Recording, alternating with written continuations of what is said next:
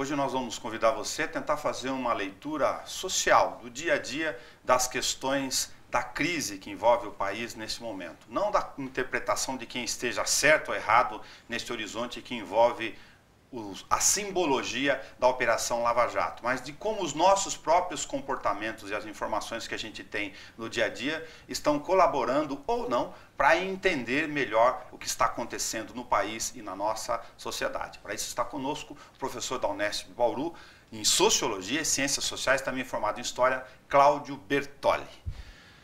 Cláudio, entre vários sentimentos que eu vou colocar aqui no nosso bate-papo, é que eu tenho ouvido muito das pessoas que nós estamos numa confusão generalizada de guerra e de versões do dia a dia, de informações, de basicamente pró e contra governo. De que forma, se você concorda que existe essa guerra de versões, sobretudo no mundo da internet, das mídias sociais, independentemente do juízo de valor sobre o conteúdo dessas informações, com muita informação, inclusive, de contra-informação, de gente criando fatos a respeito das questões para tentar contaminar o cenário, e de que forma isso está prejudicando a leitura do senso comum nas ruas? Bom, eu acredito que nós temos uma história nesse processo, né? As últimas eleições presidenciais, abriram um precedente muito complicado, vamos falar assim, no discurso político brasileiro. Quando os concorrentes e os partidos políticos acabaram criando um discurso radical sobre os outros. O exemplo típico é Marina Silva. Então, chegou um momento em que a ética foi colocada de lado, aventou-se e inventou-se fatos. E isso criou uma espécie de um modelo, um padrão. Eu acredito que o Congresso Nacional e a elite política, elas têm uma função muito importante na sociedade, na cultura brasileira, que é estabelecer, inclusive, os limites dos padrões comportamentais. Então, nós vemos que se acirrou o discurso, se criou mentiras, e isso acabou servindo mais ou menos como um padrão que passou a ser adotado, repetido, reprisado a partir de então. Então, nós chegamos a uma situação na qual indivíduos, partidos políticos e a mídia utilizam-se de fatos não comprovados para acirrar os ânimos e desqualificar o adversário.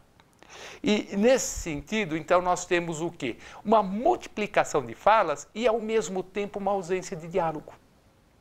Porque os discursos acabaram sendo bem radicais. E eu não estou dizendo que é um partido político, eu estou dizendo todos os partidos políticos. Uma boa parte dos brasileiros, basta ver as mensagens do Facebook. Tem desde pessoas dizendo que o Brasil vai se tornar uma nova Cuba, até outros dizendo que não há inflação, não há desemprego, que isso tudo é uma produção da mídia burguesa, da mídia golpista. Isto é, você tem falas que não se preocupam com os referentes reais do cotidiano. Então, nós vivemos um universo, vamos dizer, fantasioso. E isto, eu insisto, não ligado ao PT, ao PSDB, mas ligado a todos os partidos políticos e boa parte, inclusive, desse mundo intelectual, universitário brasileiro. Conversava com o professor Alberto Diniz, recentemente na Unesp, que é coordenador do Observatório de Imprensa, e ele falou aos graduandos de jornalismo que está muito difícil produzir informação nesse momento do Brasil, porque como o senso comum, fora a questão, e tem que ser levado em conta, dos milhões de analfabetos, mais os milhões de analfabetos funcionais, nessa troca de conteúdo, sem qualquer preocupação com aspas, a verdade, do ponto de vista, inclusive, da pesquisa da origem da informação, a internet está servindo a um terreno sujo na maior parte do seu universo. Exatamente. De que forma essa conduta está sendo usada como estratégia para um e para o outro lado, para misturar as coisas ao invés de tentar clarificar? Bem, eu acredito que, sobretudo, o que nós temos hoje na política brasileira é uma crise ética profunda. E uma coisa que eu me debato muito, que tenho falado em vários meios de comunicação, é o seguinte: o PT tem problemas? Tem. O PSDB tem problemas? Tem. Só que o que acontece? O PSDB fala, olha, o PT é corrupto para se proteger. E o PT faz a mesma coisa com os demais partidos. Não há uma crítica interna de cada partido político. Quando o PT usa o argumento, bem, se tem corrupção, ela vem do governo do Fernando Henrique ou outros.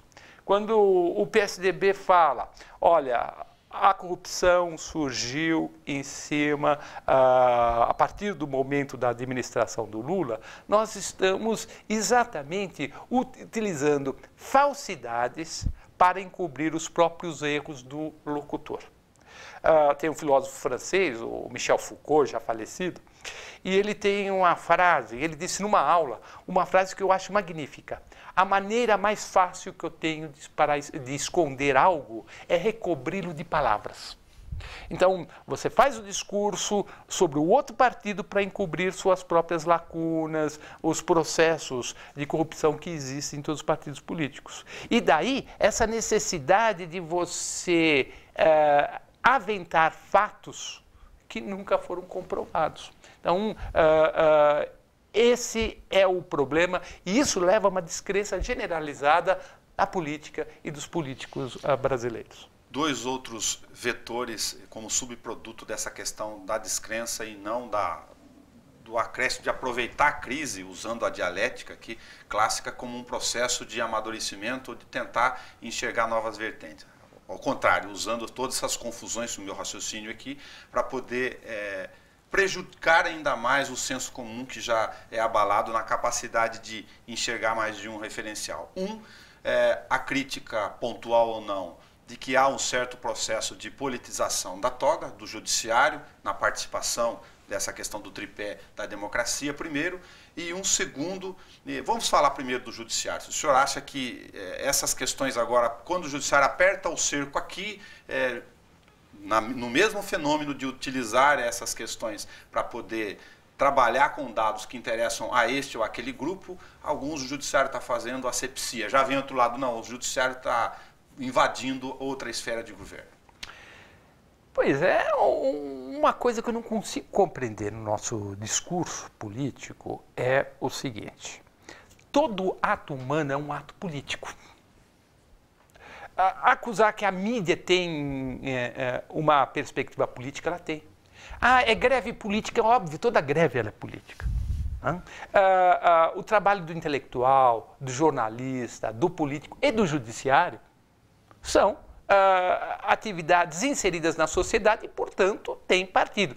Isso não significa que ter partido significa parcialidade. Os indivíduos têm ideologias, todos nós temos, mas essa ideologia ela tem que ser utilizada de uma maneira tal que os indivíduos utilizem os instrumentos e dispositivos técnicos de sua profissão. Eu tenho uma postura política, isso não quer dizer que eu vá para a sala de aula pregar essa postura política. Mas minha fala, meu enfoque do mundo, ele necessariamente tem que ter alguns crivos, que são culturais, são políticos, ideológicos e assim pela frente. Ora, o que nós observamos no discurso atual? Se o mundo jurídico, se o mundo midiático, se alguém é meu favor, tem a favor das minhas ideias, eles são democráticos, são imparciais e assim pela frente. Se for contra as minhas ideias, é golpista, é partidarista, é algo que tem que ser anulado, ridicularizado, vilipendiado.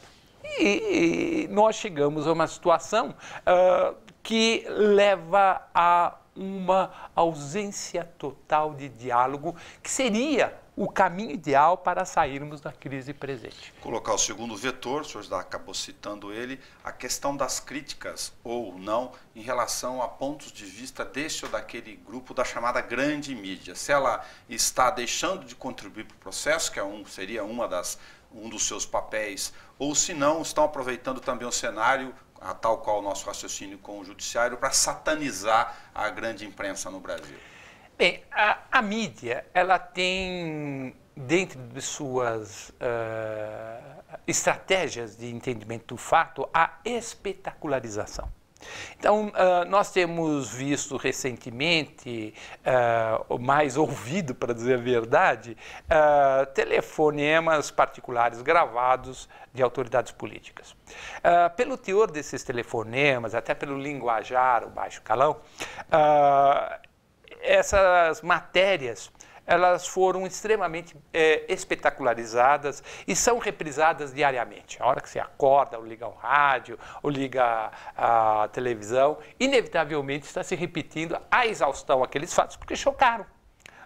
E nós observamos que essa espetacularização que ocorre dentro da mídia, ela tem sido colocada como o quê? Parcialidade.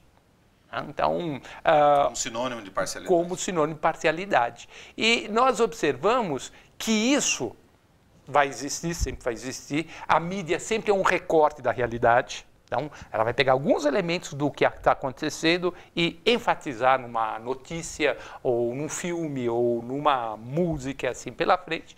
E isso vai levar o quê? Vai levar a quem não concorda com aquelas perspectivas, considerar o quê? Uma mídia burguesa, uma mídia golpista. Então, nós observamos, e observo o discurso em duas perspectivas. Vamos pegar o Jornal da Globo, que sempre é colocado em questão.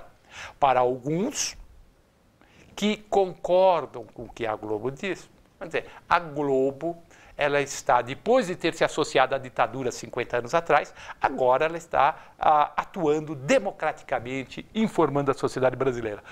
E uma outra parcela, bem maior, temos que levar isso em consideração, vai dizer a Globo está associada a partidos políticos de direita e, portanto, ela está mascarando a realidade, mentindo sobre os fatos. Então, novamente, nós colocamos, como todas as outras esferas, num momento de crise, que é política, que é econômica, que é ética, que não existe uma verdade, vamos dizer, assumida coletivamente. É um momento que o Brasil está se mostrando fragmentado. E essa fragmentação leva a uma avaliação radical, tanto positiva quanto negativamente, de qualquer fenômeno, inclusive das matérias veiculadas pela mídia. Aí eu vi uma terceira tese, um pouco mais bagunçada do que essa que a gente está lidando aqui, que nesses processos todos, de ao invés do diálogo, trabalhar cada um com a sua estratégia de conturbar a leitura do outro em relação aos conteúdos, de acordo com os seus interesses, que interessa, no fundo, para os dois lados, em certo modo, em algum grau, que o país esteja dividido.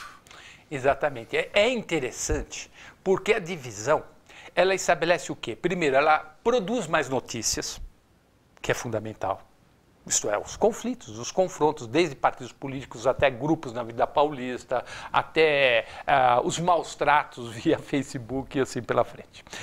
E segundo, isso causa uma mobilização, uma paralisação, na verdade, da sociedade.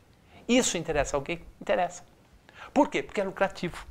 Então, vai desde vender jornal, até vender seguro, até estabelecer, olha, no momento de crise, toma cuidado com o seu emprego, se rebaixar o salário, diminuir as expectativas de garantias trabalhistas, isso acaba sendo fundamental. Então, a insegurança se constitui num elemento central e que é utilizado no jargão político. Alguns vão falar, olha, o Brasil vai se tornar comunista. E outros vai dizer, olha, a quadrilha dos petralhas, né, está dominando. Isso causa o quê? Causa uma insegurança. E essa insegurança, como eu disse, ela é lucrativa para certos grupos, principalmente aqueles que têm um grande capital.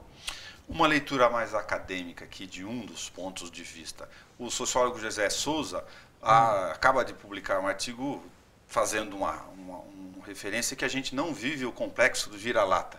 ele acha, inclusive, que é uma distorção combatendo Gilberto Freire em relação à tentativa de explicação da origem dessa ideia de que, do ponto de vista da corrupção, a gente vem da colônia de exploração. Na visão dele, essa questão da cultura nossa, da pequena corrupção, da não conduta ética no dia a dia, tem origem a partir do escravagismo, das nossas relações de senhor do engenho com os vassalos, enfim. Feita essa leitura, ele fala que a classe média, nesse momento, ela é sadomasoquista, porque ela não consegue entender essa leitura das origens e vai para a rua não conseguindo entender o cerne da questão da crise na visão dele. Pois é, nós temos uma dimensão cultural desse fenômeno que, sim, está ligado a uma certa flexibilidade ética da sociedade brasileira, que não é exclusiva da sociedade brasileira. Mas aqui, simplesmente, eu acredito que nós consideremos mais normal certa ausência de ética. Quem aqui já não recebeu uma proposta de um amigo, falando, olha, quebra meu galho, faz tal coisa, que rompe as barreiras, vamos dizer, legais e éticas, porque você é meu amigo. Então, esse é um fenômeno muito comum.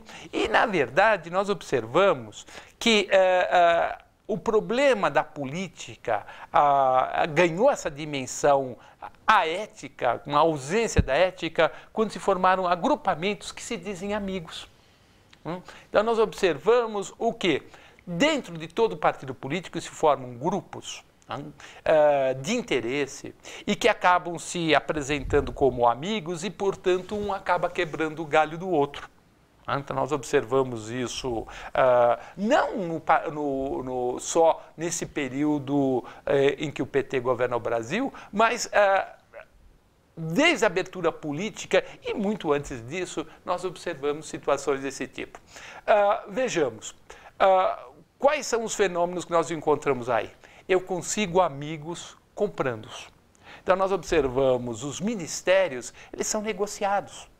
Então, você não coloca uma pessoa competente no Ministério X, competente na área, coloca um amigo ou, pelo menos, um assecla partidário. Então, essa negociação de cargos públicos acaba sendo fundamental para definir a crise ética, e a crise política geral. Nós não temos um parâmetro que a sociologia weberiana, do início do século XX na Alemanha, falava em racional legal. Nós temos uma dimensão interesseira e, às vezes, afetiva. Tem interesse, então, nesse conjunto, sem querer bancar a questão do justiceiro ético aqui, mas se a gente tem uma flexibilização com a linguagem bem mais amena do que está sendo utilizado até lá fora para as questões éticas e morais do dia a dia e a representação política partidária nos cargos do Executivo e Legislativo são o espelho da sociedade, que na verdade a sociedade está reclamando do quê? Se ela é a própria refração daquilo que ela representa. Então, nós falamos de uma estrutura geral, que é uma estrutura cultural, e que está em nós. Nós significa desde o trabalhador braçal, desde o professor universitário, desde o político em Brasília. Então, será que nós podemos reclamar? Será que aquele indivíduo que quebra as regras no cotidiano em benefício próprio, ele pode reclamar de um político que está quebrando também as regras, só que na estrutura republicana, né, para conseguir benefícios muito mais volumosos, mas muito parecidos com aquele que todos nós queremos conseguir no cotidiano? Então, aí nós observamos o quê? Uma cultura brasileira. Nós consideramos, vamos dizer, positivos certos comportamentos, por exemplo, do indivíduo político que conta a vantagem. Nós consideramos legais um presidente, um vereador, um governador que fala, mesmo em tom de brincadeira, de basófia, de ridicularização, do pobre. Aquele pobre que no discurso, vamos dizer, oficial, ele vai colocar como a grande base da nação. Então, nosso linguajar, ele é pensado mais ou menos assim. Eu recrio-me enquanto personagem em cada ambiente que eu circulo. Então, uma coisa é o discurso político oficial, público, outra coisa é o discurso político, mas privado. Por isso mesmo que hoje nós não confiamos mais na esfera pública. Por isso que muitas vezes, não só no Brasil, isso é um fenômeno generalizado, se avalia um candidato a algum cargo elegível pela vida privada. Então, por quê? Porque o discurso público é o discurso da encenação, da mentira, da criação de uma imagem postiça sobre o eu e sobre o outro. No outro recorte, do ponto de vista dos últimos 20 anos, se a gente pegar só o período de redemocratização para cá, tentando esquecer o que aconteceu lá para trás, nesse aprendizado juvenil de exercer a democracia, inclusive para as novas gerações, até que ponto está fazendo valer para o senso comum essa ideia de que desconstruiu, então, a tese do PT, que era a tese moral dos anos 80, contra as outras questões, e que agora não, somos todos iguais, descobrimos como somos iguais porque vocês vermelhos também não são honestos. Exato. Talvez o grande problema e horror hoje que se tem ao PT se deva ao seguinte, eu pertenço a uma geração que foi uma geração que viveu na época da ditadura, e quando o PT aflora, lá no começo dos anos 80, nós depositamos muitas esperanças nesse partido. Talvez a nossa própria carência de democracia, de governos mais translúcidos e lúcidos, nos levou a acreditar piamente que o PT poderia mudar a política brasileira, poderia democratizar. Pois bem, o Lula e todo o partido tentou os cargos majoritários durante anos, até que o Lula foi eleito. E aí foi uma alegria muito grande, porque agora sim nós conseguiríamos uma democracia plena no Brasil. Tem o peso da figura de identificação de representante representado no universo dele. Exatamente. O pobre, aquele que sempre o governo falou em nome de, mas nunca deixou falar, finalmente teria a voz e seria beneficiado. O Lula foi muito importante, e toda a assessoria do Lula foi importante. Por quê? Eles conseguiram fazer algo que os outros governantes não fizeram. Qual? Privilegiar as políticas sociais.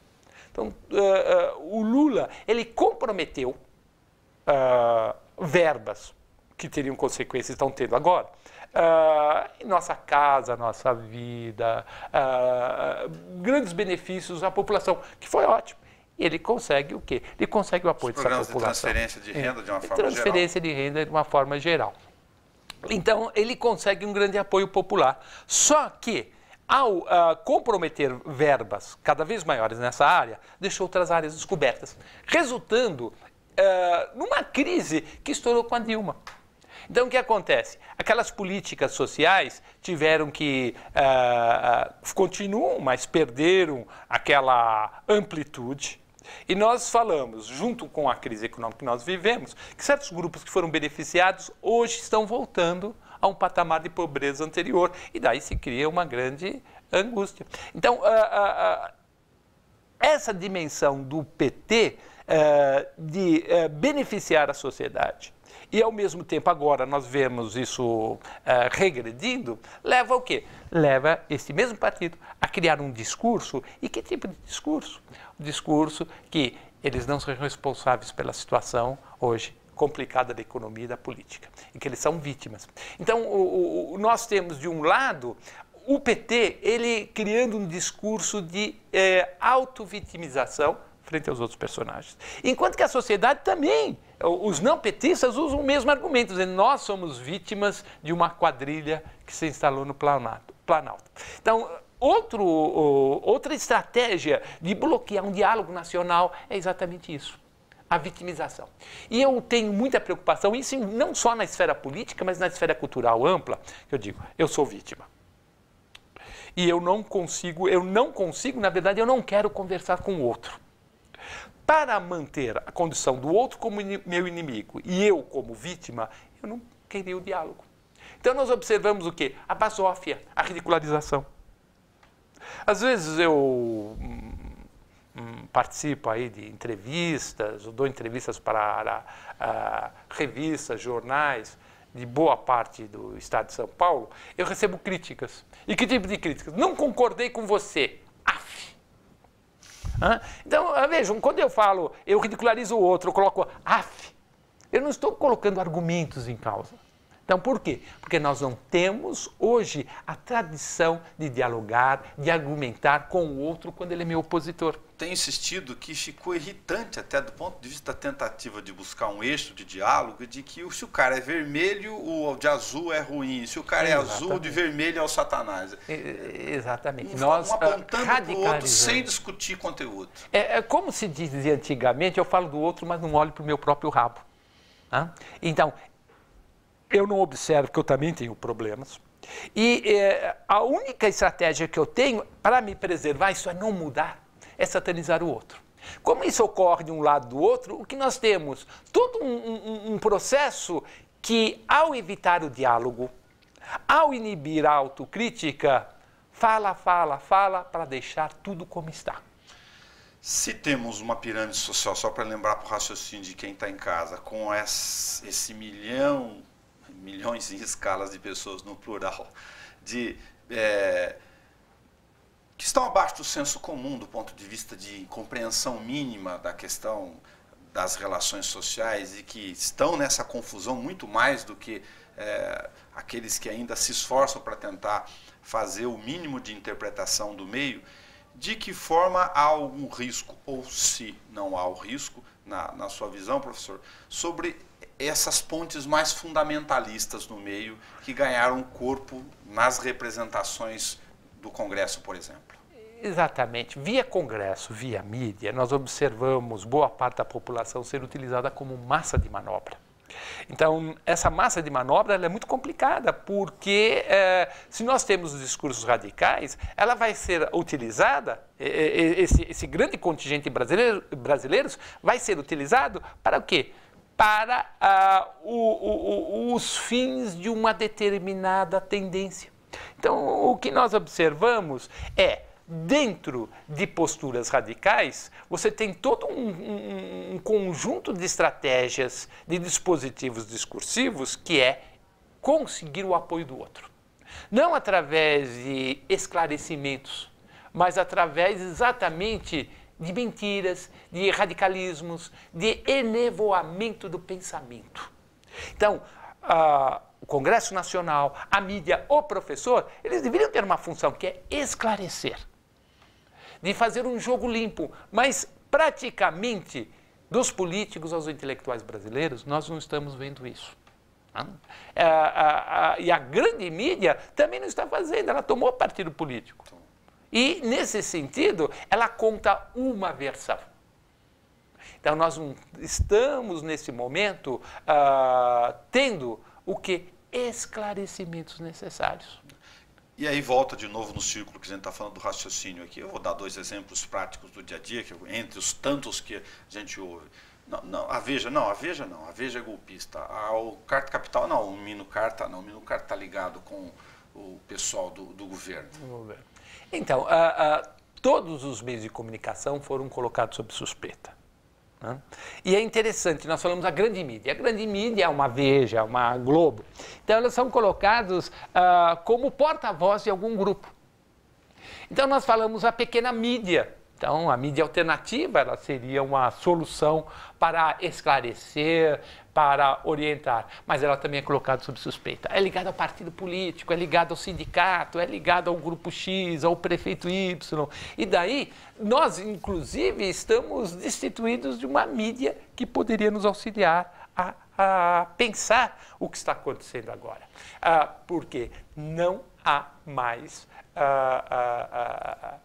parâmetros para nós entendermos o que está acontecendo e entendermos o próprio discurso midiático. E a internet virou uma grande latrina por uma série de razões? Pois até por a forma como as pessoas já usavam esse instrumento no dia a dia? Ela é colocada como algo, vamos dizer, democrático. Então as pessoas escrevem o que querem. Né? E escrever o que quer sem ética pode levar a grandes problemas. Desde o que aconteceu alguns anos atrás, quando se acusou uma mulher no litoral paulista que ela sequestrava criança, ela acabou sendo linchada e ela nem era responsável por nada, até, vamos dizer, o Facebook. Eu sempre antes de dormir, eu dou uma olhada no meu Facebook e na verdade, vou dormir irritado. Porque tem duas pessoas que fazem parte da minha rede e que eu acho muito interessante. Uma é extremamente petista.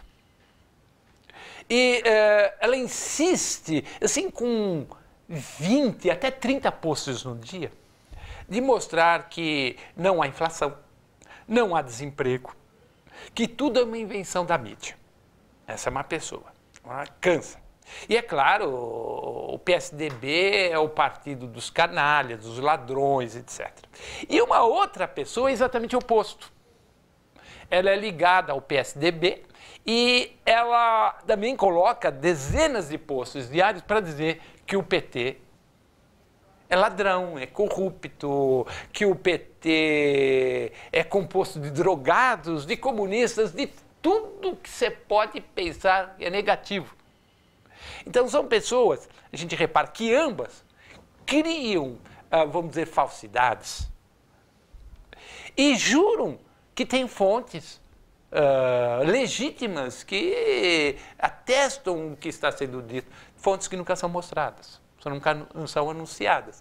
Então, aquilo tudo acaba sendo, eu acredito, mais do que qualquer coisa, delírio. E, ironicamente, talvez eu esteja sendo injusto, mas são duas pessoas que têm problemas sérios na vida particular. Então, inclusive, desviam dos problemas que têm de ordem pessoal para discursos radicais, dizendo, não, estou dedicando minha vida à política ou à orientação, e a gente não percebe exatamente o quanto discursos falsos, radicais, mentirosos, intencionalmente mentirosos, podem criar situações para o outro que está consumindo. Como você mesmo disse, Nelson, porque nós temos esses problemas de um analfabetismo funcional, há uma tendência das pessoas, se está na mídia, se está lá no computador, se está no Facebook, é verdade. Que é real. E eu acredito que foi um filósofo, ele era químico e se transformou em filósofo, Gaston Bachelard, ele usava uma frase muito legal para tudo. Desconfiar é uma atitude salutar. Isto é, quando eu ouço um discurso na Globo, no jornal, no Facebook, eu tenho que parar e falar assim, espera aí, isso é crível, isso é verdadeiro, isso tem chances de ser verdadeiro, eu tenho que desconfiar. E nós perdemos, parece que a desconfiança virou algo negativo, algo mal educado, não é. Fiz uma aferição prática disso, até por um processo de comunicação, que eu uso ele bastante como ferramenta de comunicação, dos contatos no dia a dia no Facebook, nesse final de semana.